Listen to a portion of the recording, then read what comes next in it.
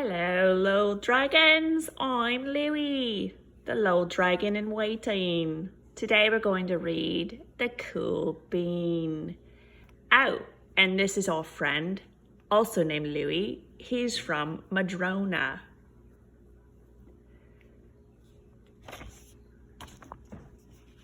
The Cool Bean.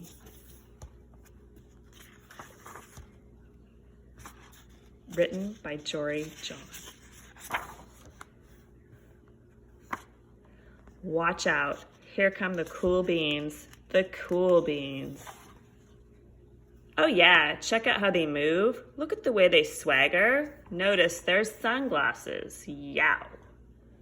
The cool beans are known all over school, from house to house, across town, beyond county lines. In the olden days last year, we were all one big pot of beans. We were a mixed bag, but somehow it worked. Yep, those were the good old days. And then we stopped seeing each other as much. That's just how it is sometimes. You spend less time together, even though you're not totally sure why. I watched as the beans I knew so well, the beans from my own pod, became the cool beans. Oh, they were so cool. One of them could play the guitar, cool. One of them could draw the best superheroes, cool. One of them could jump higher than any bean I'd ever known, cool. Me, well, I mostly stayed the same. Sure, I made some small changes. I wore sunglasses. I slicked my hair back. I strutted around. I swaggered. I was still picked last for everything. My clothes never seemed to fit. I snorted when I laughed. I walked into stuff. I was an uncool bean for sure. I started thinking of myself as just a common bean with no special skills. I couldn't compete, so I didn't even try. I'd never be a cool bean. It seemed like there were two types of beans in the world. There were the cool beans and the beans like me.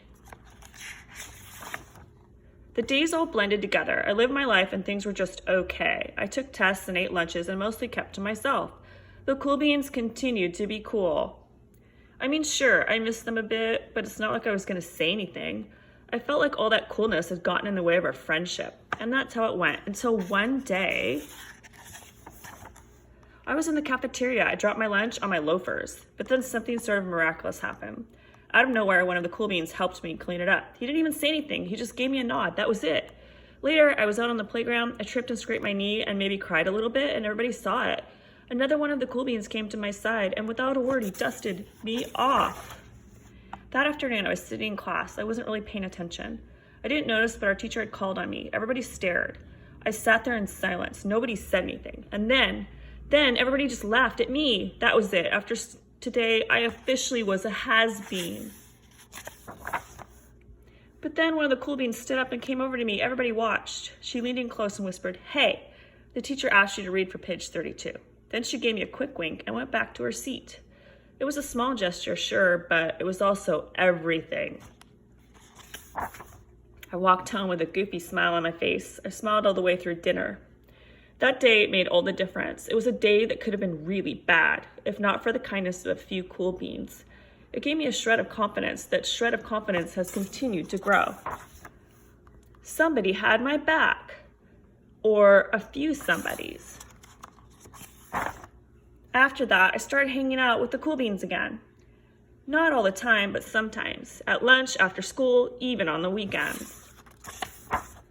Throughout all of this, I realized that it's not about how you look or any of that other stuff. It's about a wink or a nod or a smile at just the right moment. It's about dusting somebody off, helping them up again, and pointing them in the right direction. You need a hand? Yes, please. Now that's cool.